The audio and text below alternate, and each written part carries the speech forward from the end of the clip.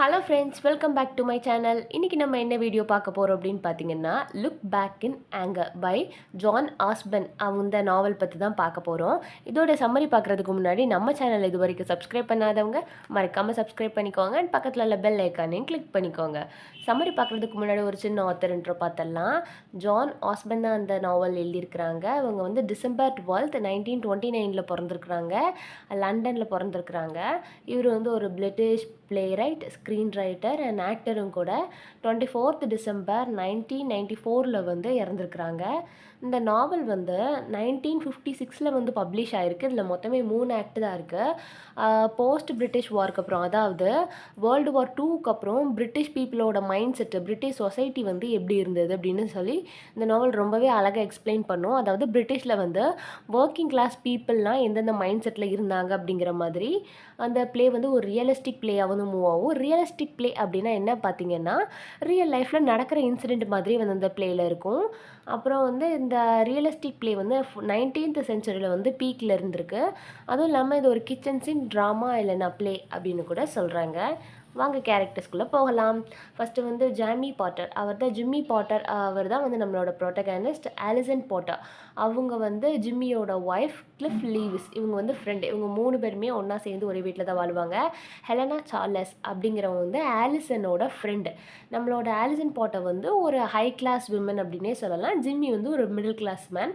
அவர் வந்து டெய்லி வேஜஸ்க்காக வேலைக்கு போயிட்டு இருக்கிற மாதிரி இருக்கும். அவர் வந்து ஒரு பிஸ்னஸ் மேன். யாரோட வந்து பிஸ்னஸ் பார்ட்னர் இருப்பார் பார்த்தீங்கன்னா, அவரோட ஃப்ரெண்ட் கிளிஃப் லீவிஸோட வந்து ஒரு கேண்டி ஷாப் வந்து ரன் பண்ணிகிட்ருப்பார். யார்? ஜிம்மி பாட்டரும் கிளிஃப் லீவிஸும் வந்து சேர்ந்து ஒரு கேண்டி ஷாப் ரன் பண்ணிகிட்ருக்காங்க. ஆலிஸ் வந்து ஹவுஸ் ஒய்ஃபாக தான் இருப்பாங்க. ஹெலனா சார்லஸ், இவங்க யார் அப்படின்னா ஒரு ஆக்ட்ரஸ். அதுவும் இல்லாமல் வந்து ஆலிசனோட ஃப்ரெண்டு.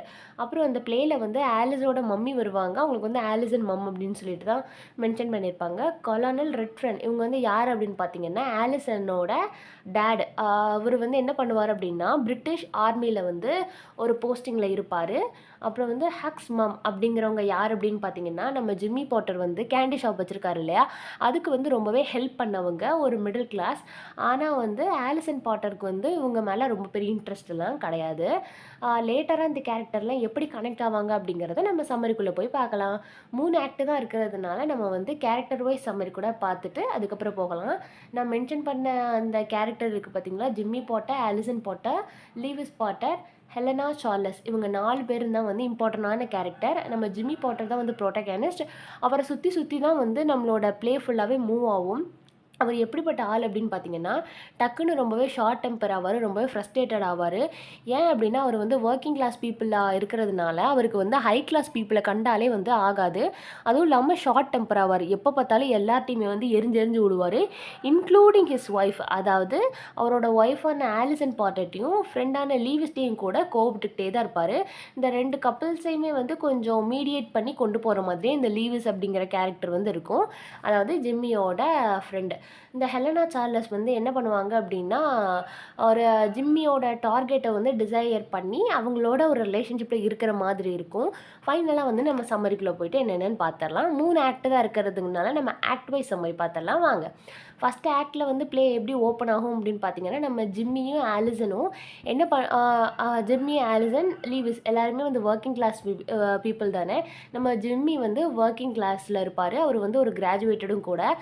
ஸ்டோரி வந்து எப்படி பிகின் ஆகும், அதாவது நாவலோட ஓப்பனிங் என்ன அப்படின்னு பார்த்தீங்கன்னா, ஆலிசன் வந்து அயன் பண்ணிகிட்டு இருப்பாங்க. அண்ட் ஜிம்மியும் அவரோட ஃப்ரெண்டும் வந்து ஒரு லெதர் ஆர்ம்சேரில் உட்காந்து வந்து நியூஸ் பேப்பர் ரீட் பண்ணிகிட்டு இருக்கிற மாதிரி இருக்கும். அப்புறம் என்ன நடக்கும் அப்படின்னு பார்த்தீங்கன்னா, நம்மளோட ஜிம்மி வந்து கேண்டி ஷாப் ரன் பண்ணுறாரு இல்லையா, ஜிம்மியோ லீவிஸோ. அடிக்கடி வந்து அவங்களுக்குள்ள ஒரு சோஷியல் கிளாஸ்னால வந்து ஒரு இஷ்யூ நடந்துக்கிட்டே இருக்கும். எப்போ பார்த்தாலும் ஒரு கிளம்ஸினஸ் இருந்துக்கிட்டே இருக்கும். ஒரு ஒய்ஃப்ட்ட கூட அவங்க கோவப்பட்டுக்கிட்டே தான் இருப்பாங்க. அப்புறம் என்ன நடக்கும் அப்படின்னு பார்த்தீங்கன்னா, கோவப்பட்டு அவர் ஃப்ரெண்டுகிட்ட கோவப்பட்டு வந்து வெளியே போயிடுவார். வெளியே போகும்போது என்ன நடக்கும் அப்படின்னா, நம்மளோட ஜிம்மி இருக்காங்க இல்லையா, ஜிம்மி வெளியே போயிடுவார். ஆலிசன் வந்து இப்போ வந்து ப்ரெக்னென்ட் ஆகிருப்பாங்க. ஜிம்மி மூலியமாக வந்து ஆலிசன் ப்ரெக்னென்ட் ஆகிருப்பாங்க. அதை வந்து யார்கிட்ட வந்து இவங்க சொல்லுவாங்க அப்படின்னு பார்த்தீங்கன்னா வந்து லீவிஸ்ட்டை வந்து ரிவீல் பண்ணுவாங்க. ஃபஸ்ட்டு வந்து ஜிம்மிக்கு தெரியறதுக்கு முன்னாடி லீவிஸ்ட்டை வந்து ரிவீல் பண்ணுவாங்க. லீவிஸ் வந்து ஜிம்மியோட ஃப்ரெண்டு தான் இல்லையா. ரிவீல் பண்ணும்போது ஆல்ரெடி ஜிம்மி வந்து சண்டை போட்டு வெளியே போயிருக்காரு. இவங்களை கன்சோல் பண்ணுற விதமாக வந்து நம்மளோட லீவிஸ் வந்து ஆலிசனை வந்து கிஸ் பண்ணுவாங்க. இவங்க 2 பேரும் கிஸ் பண்ணிட்டு இருக்கிற டைமில் வந்து நம்மளோட ஜிம்மி வந்து உள்ளே வந்துடுவார். வந்து பார்த்தோன்னே இவங்க 2 பேரும் கிஸ் பண்ணிட்டு இருக்கிறத பார்த்து ஒரு மிஸ் அண்டர்ஸ்டாண்ட் பண்ணிடுவார். அதுக்கப்புறம் அதுக்கு ஒரு சின்ன சண்டை போடுவார். அதுக்கப்புறம் வந்து ஜிம்மியும் ஆலிசனும் வந்து கன்சோல் ஆகிட்டு கொஞ்சம் ஒரு ரொமான்டிக் ஸ்டேட்டில் இருப்பாங்க. அப்பவும் வந்து நம்மளை ஆலிசன் என்ன பண்ண மாட்டாங்க அப்படின்னா ப்ரெக்னென்சியை வந்து ரிவீல் பண்ண மாட்டாங்க. அவங்க அந்த டைமிங்கில் இருக்கும்போது வந்து ஆலிசனுக்கு வந்து அவங்க ஃப்ரெண்டு கால் பண்ணுவாங்க. யார் அப்படின்னா ஹெலனா சார்லஸ் வந்து கால் பண்ணுவாங்க. கால் பண்ணி பேசிகிட்டு இருக்கும்போது பேசி முடிச்சுட்டு வந்து நம்ம ஜிம்மிட்ட சொல்லுவாங்க, அவங்க வந்து நம்ம வீட்டில் வந்து கொஞ்ச நாள் ஸ்டே பண்ணலாம் அப்படின்னு சொல்லிட்டு நினைக்கிறாங்க அப்படிங்கிற மாதிரி சொல்லுவாங்க. யாருன்னா ஹெலனா சார்லஸ் வந்து நம்ம வீட்டுக்கு வர போகிறாங்க அப்படிங்கிற மாதிரி சொல்லுவாங்க. ஆல்ரெடி வந்து இவர் கோவமாக இருந்தார் இல்லையா, இன்னும் கொஞ்சம் கூட கோவமாயிருவார். இவங்க வந்து ப்ரெக்னென்சி நம்ம ரிவீல் பண்ணணும் அப்படின்னு சொல்லி நினச்சிட்டே இருப்பாங்க. முடியாமையே போயிடும். அப்புறம் வந்து ஹெலனா சார்லஸும் நம்மளோட ஜிம்மியும் வந்து வீட்டுக்கு வந்திருப்பாங்க. 2 பேருமே வந்து சேர்ந்து தான் இருப்பாங்க. ஆலிசனும் ஹெலனா சார்லஸும் வந்து ஒரு நாள் சர்ச்சுக்கு போவாங்க. சர்ச்சில் வச்சு கூட இவர் ஜிம்மி வந்து நம்மளோட ஆலிசை வந்து ரொம்பவே இன்சல்ட் பண்ணிடுவார். அப்போது நம்ம ஹெலனா சார்லஸ் என்ன சொல்லுவாங்க அப்படின்னா, நீ வந்து திரும்ப திரும்ப எதுக்காக இவர் கூட நீ வந்து இந்த வாழ்க்கையை வந்து சகிச்சுட்டு இருக்க, உன்னோட ரிலேஷன்ஷிப்பை வந்து நீ பிரேக் பண்ணிக்கோ. நீ வந்து ப்ரெக்னெண்ட்டாக இருக்க, ஆனாலும் கூட உன்னோட ஹஸ்பண்ட் வந்து உன் மேலே ஒரு கேரிங் இல்லை, அவங்களுக்கு வந்து எப்போ பார்த்தாலும் சண்டை போட்டுக்கிட்டே இருக்காங்க, இந்த ரிலேஷன்ஷிப்பை வந்து உன்னோட வாழ்க்கைக்கு வந்து நல்லதில்லை அப்படிங்கிற மாதிரி வந்து சொல்லுவாங்க. அப்போ வந்து நம்ம அது இவங்க என்ன பண்ணுவாங்க, ஆலிசன் என்ன பண்ணுவாங்க அப்படின்னு பார்த்தீங்கன்னா, அவங்களுக்கு வந்து அதில் ஒரு பெரிய இன்ட்ரெஸ்ட் இருக்காது. அவங்க ரிலேஷன்ஷிப்பை வந்து பிரேக் பண்ணுறதுல வந்து ஒரு பெரிய இன்ட்ரெஸ்ட் இருக்காது. அதுவும் இல்லாமல் அவங்களுக்கு வந்து கண்டினியூ பண்ணுறதுக்குமே ஒரு மீனிங்லெஸ்ஸாக வந்துவே போகும். எதுக்காக நம்ம இந்த ரிலேஷன்ஷிப்பில் இருக்கோம் அப்படிங்கிற மாதிரி அவங்க ஒரு மைண்ட் ஸ்டேட்டில் வந்து யோசிச்சுட்டே இருப்பாங்க. ஏன்னா எப்போ பார்த்தாலுமே வந்து நம்மளோட ஜிம்மி வந்து ஆலிசன் கிட்ட வந்து கோவப்பட்டுக்கிட்டு எப்போ எல்லார்ட்டையுமே ஒரு ஷார்ட் டெம்பராகவே இருக்கிறதுனால அவங்களுக்கு வந்து ஒரு மிக்ஸ்டு மைண்ட் ஸ்டேட்டாகவே இருக்கும். அப்புறம் ஒரு நாள் என்ன நடக்கும் அப்படின்னு பார்த்தீங்கன்னா, அந்த ஹக்ஸோட மம் இருக்காங்க இல்லையா, ஹக்ஸ் அம்மாவுக்கு வந்து ஒரு நாள் உடம்பு முடியாமல் போகும். அப்போ வந்து ஜிம்மி வந்து நம்மளோட ஆலிசனை வந்து கூப்பிடுவாங்க. கூப்பிட்டுட்டு நம்ம போய் அவங்கள பார்த்துட்டு வந்துடலாம் அதே மாதிரி சொல்லுவாங்க. அதுக்கு வந்து ஆலிஸ்க்கு வந்து ஆல்ரெடி இவங்கள பிடிக்காது இல்லையா, அதனால வந்து நான் வரமாட்டேன் அப்படிங்கிற மாதிரி சொல்லிடுவாங்க. சரின்னு சொல்லிட்டு இப்போ 4 பேருமே ஒரே ஃப்ளாட்டில் தான் இருக்காங்க. யாரெல்லான்னு பார்த்தீங்கன்னா, நம்மளோட Jimmy Porter, Alison Porter, Cliff Lewis, Helena Charles எல்லாருமே ஒரே ஃப்ளாட்டில் தான் இருக்காங்க. இப்போ வந்து ஜிம்மி வந்து கோச்சிட்டு போயிடுவார். ஆலிசன் வந்து அவங்கள பார்க்க வர முடியாதுன்னு சொன்னோன்னே ஜிம்மி கோச்சிட்டு போயிட்டார் இல்லையா, அவர் மட்டும் தனியாக போய் பார்க்க போவார். ஆலிஸ் வந்து என்ன பண்ணுவாங்க அப்படின்னா, அவங்க டேடி வந்து கொலோனல் ரெட்ஃபோர்ட் இருக்கார்ல, அவர் வந்து ஒரு பிரிட்டிஷ் ஆஃபீஸர் தானே, அதனால வந்து அவங்க என்ன பண்ணுவாங்க அப்படின்னு பார்த்தீங்கன்னா, சரி நம்ம வந்து கிளம்பி போயிடலாம் அப்படின்னு சொல்லிட்டு அவங்க டேடியோட ஹெல்ப் மூலியமா அந்த வீட்டிலேருந்து அவங்க லக்கேஜ் எல்லாம் பேக் பண்ணிட்டு கிளம்புவாங்க. போகிறதுக்கு முன்னாடி லீவிஸ் கையில் வந்து ஒரு லெட்டர் கொடுத்துட்டு போவாங்க. இதை வந்து நீங்கள் ஜிம்மிட்ட கொடுத்துருங்க அப்படிங்கிற மாதிரி லெட்டர் கொடுத்துட்டு போவாங்க. அந்த லெட்டரில் வந்து அவங்க என்ன எழுதியிருப்பாங்கன்னு பார்த்தீங்கன்னா, நான் வந்து ப்ரெக்னெண்ட்டாக இருக்கேன் அப்படிங்கிற மாதிரி சொல்லியிருப்பாங்க.